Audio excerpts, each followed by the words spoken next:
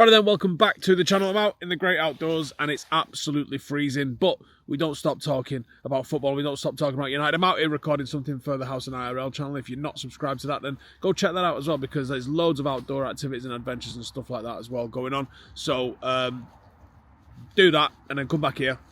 We're going to be talking about Malacia and Malacia's long-awaited return to football after 17 months due to a catalogue of knee injuries. His comeback was marked with a first half performance against Huddersfield Town in the EFL Trophy last week, alongside the rest of our under-21s.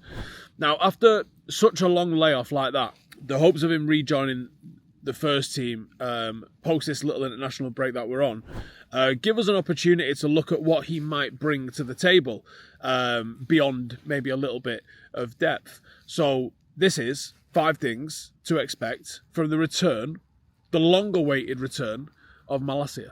So the first thing to expect then is an actual left-footed left-back, or potentially left wing-back, as we're still a little bit in the dark about what Amarin's primary formation is going to be. Certainly in the first part of his reign at Manchester United. I wouldn't be surprised to see 4-2-3-1 in all honesty. But either way, you've got a left-footed, left-sided defender in Malacia.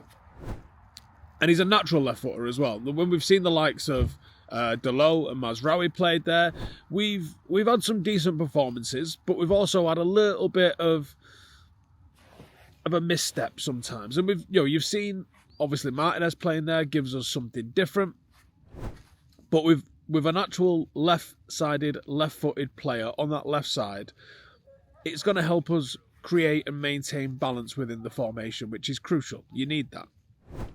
That natural positioning can lead to better crossing, it can lead to more comfortable defending on that left-hand side, and just improving the team's symmetry across the board, which is always a good thing, isn't it?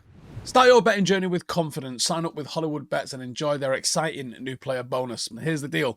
Register, deposit £10 or more using your debit card, place your first £10 or more bet on any sportsbook market with minimum odds of 1.5, and if the bet loses, you will receive a £10 free bet as a bonus. Your free bet can be used on a multiple bet with 3 or more legs and needs to be used within 3 days of being credited. For full terms and conditions, check the link in the description. Remember, you must be 18 years of age or older to register. And as always, gamble responsibly. If you need support, check out begambleaware.org. Bet responsibly and enjoy. And our big one, we talked about the depth, but an opportunity to rotate and rest. I think one of Ten Hag's downfalls, certainly last season, was because of the injuries. You almost end up chasing your tail in a way. Because of the injuries, you are forced to play the same players week in, week out, because your injured players are not available for you to select. And then what happens is the players that have been played into the ground and don't get a rest, they become injured because they've not had the opportunity to have a rest. And it's like almost stuck in this catch-22. I can't give anyone a rest because they're injured, and they're getting injured because I can't give them a rest. And that was sort of what happened to United last season. And Malacia obviously was part of that problem. Having him back means that someone can get the night off. And that's a positive thing. Someone getting the night off is always a positive thing because it can just prolong what they're able to do. And it can maintain a higher standard without risking injury for players. And that's a big one. It means we can manage the fatigue, it means we can manage potential injury risks, and there's going to be a packed schedule for us. We need to manage that.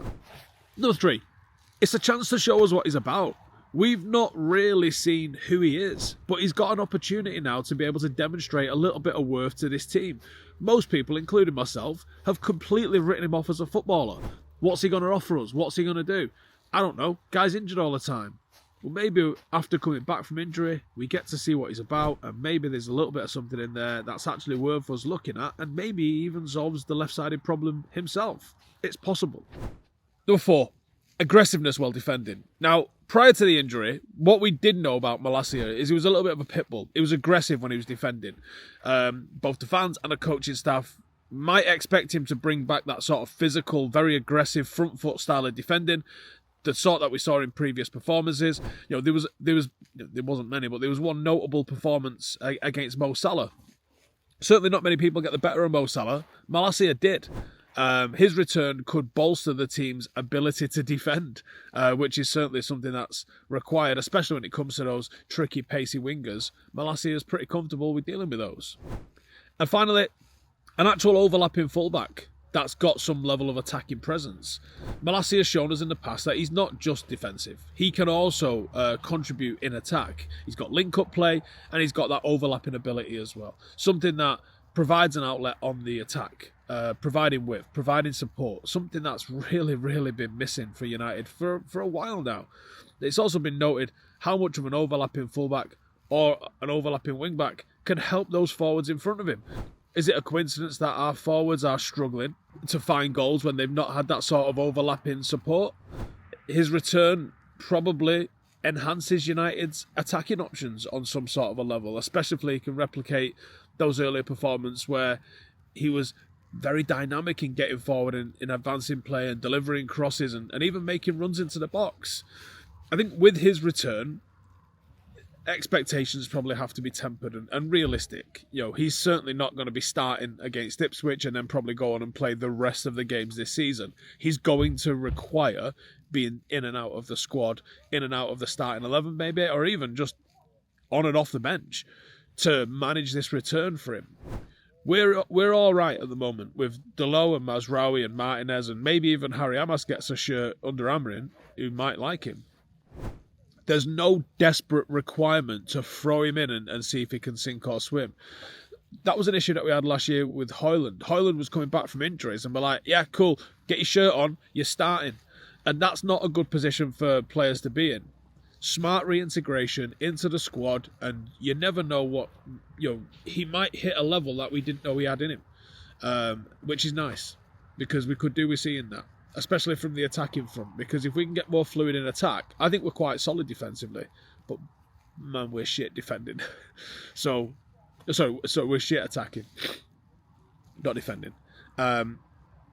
Manage his minutes. Let's not force and risk any other injuries, and let's see where we're at with him, because it can only get better this season, can't it?